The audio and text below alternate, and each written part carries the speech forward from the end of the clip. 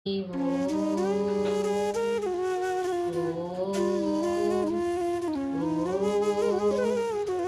శ్రీ పరమాత్మనే నమః.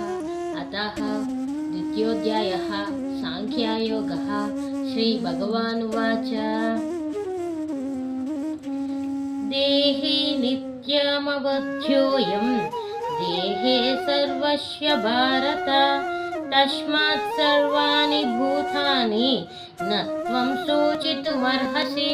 తాత్పర్యం: దేహంలో ఉన్న దానిని దేహి అని అంటారు. ప్రతి దేహాల్లోని దేహి ఉంటుంది. అంటే దేహము అనగా శరీరము, దేహి అనగా ఆత్మ. సో మన ఈ ప్రపంచంలో ఉన్న అన్ని దేహాలలోనూ ఈ దేహి ఉంటుంది, అంటే ఆత్మ అనేది ఉంటుంది.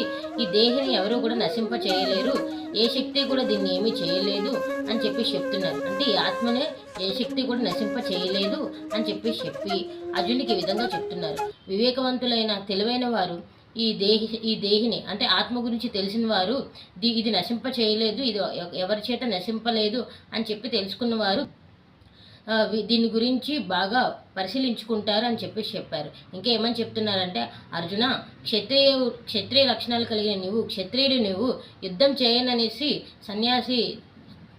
సన్యాసి లోకంలోకి రాకు. నువ్వు క్షత్రియ ధర్మము యుద్ధం చేయడము అని ఈ 2వ అధ్యాయంలో అర్జునుడిని యుద్ధం వైపు నడిపించే మార్గానికి చెప్తున్నారన్నమాట శ్రీకృష్ణ పరమాత్మ.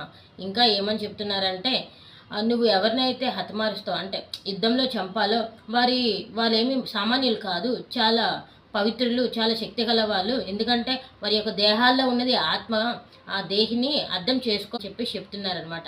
అంటే ఇప్పుడు దాకా జరిగిన ఇంకా ముందు వచ్చే శ్లోకాల్లో కూడా శ్రీకృష్ణ పరమాత్మ అర్జునుని యుద్ధం చేయమని ప్రోత్సహిస్తారనమాట.